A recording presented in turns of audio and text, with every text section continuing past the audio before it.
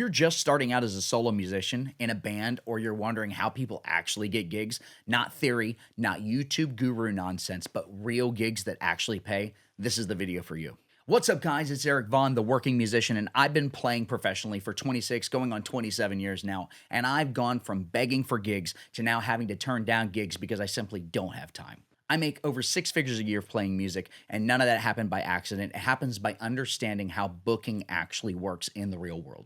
This video is specifically for complete beginners, so if you're already gigging, some of this you're already going to know, but I promise you there'll still be some things in here that's going to help you. So let's get into it. How beginners actually get gigs. So the first thing you need to understand is this. Gigs do not come from talent alone. They come from contacts. I don't care who you are. If nobody knows you exist, you're not getting booked. So I've come up with 4 actual methods that can get you booked right out of the gate as a beginner. Method 1. The direct venue approach. One way to start is the direct approach. You can call a venue or walk in and just say, "Hey, my name's Eric Vaughn. I'm a solo act. Do you guys book music? And if you do, how much do you pay?" That's it. You're not pitching your life story. You're just opening a door. And no, asking people what they pay is not rude. This is business. Method 2.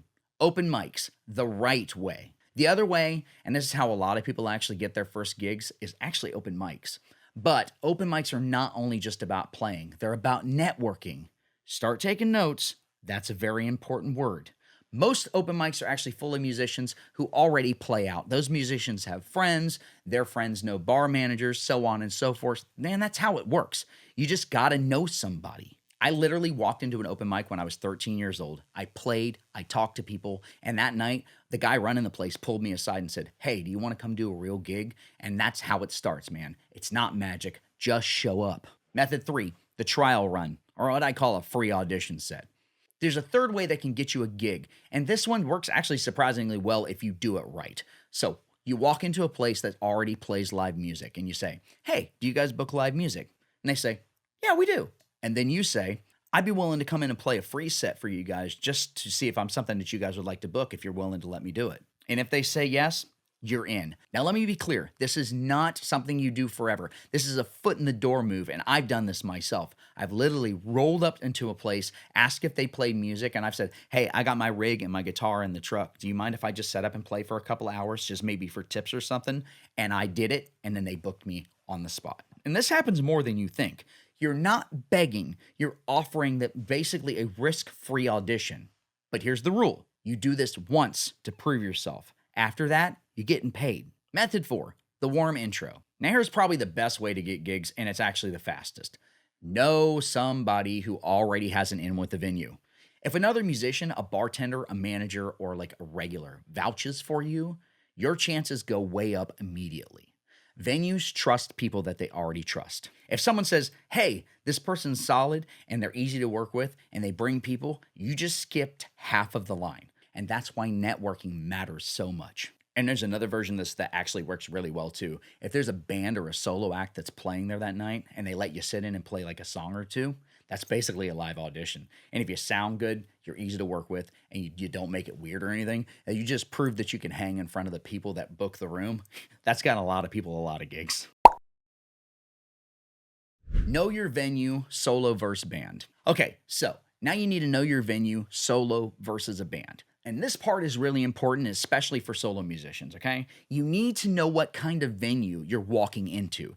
Do not walk into a giant nightclub that books full bands and DJs and say, "Hey, can I play here solo?" That's not how it works. Look for places that already book solo musicians. Small bars, restaurants, breweries, wineries, patios, things like that. Places where a full band would be just too loud or too much. As a solo act, you have a very specific lane, and it is a good one. Some places don't want a full band. They want something controlled, something clean, and something that fits the smaller room. That's where a solo musician shines. And here's something a lot of people don't realize. As a solo musician, you can play more places than a band can. You can control your volume. Your tracks, you can set them exactly where they need to be, and you can bring energy without blowing out the entire room. And actually, you can get the same exact reaction as a band, but in a controlled environment. That flexibility is huge when you're just starting out. All right, this next part is about the foot in the door mindset, okay? Now, this part is really important, and some people don't like hearing it. But when you are a beginner, you do not get to dictate your rates. You don't. Your first gig is not about making money. It's not about making money at all, actually. It's about getting your foot in the door, gaining experience, and building a following. If a venue offers you a reasonable rate, you just take it, period. Why? Well, because once you're in, you can prove yourself, and now you can get rebooked, and now you can build leverage, and that's what makes you more money. Arguing price too early is the fastest way to make sure you never get called again. So this next section is about preparation and knowing your material. Now I'm going to be really direct here.